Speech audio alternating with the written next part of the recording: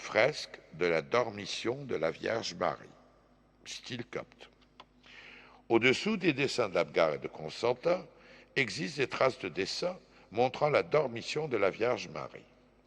La Vierge est allongée sur un lit entourée de 12 disciples répartis en 2 rangées autour du lit.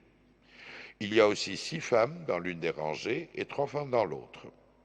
Ces femmes sont appelées les Vierges, sans plus de précision. Sur le dos du lit, il y a un grand motif ailé susceptible d'être l'archange Michel. Dans la tradition, l'archange Michel est celui qui accompagne les âmes des défunts. Certaines lettres de son nom subsistent. Il est représenté comme recevant l'esprit de la Vierge Marie, et ceci est inhabituel puisque c'est le Christ dans la plupart des dessins qui joue ce rôle.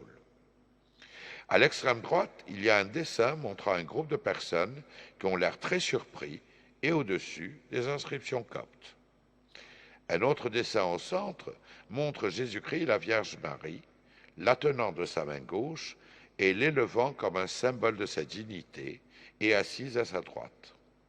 À gauche de la main de la Vierge apparaît le soleil, tandis que la lune est du côté de la tête du Christ. Cette scène exprime l'ascension du corps de la Vierge Marie au ciel et le Christ accueillant son corps et son âme pure.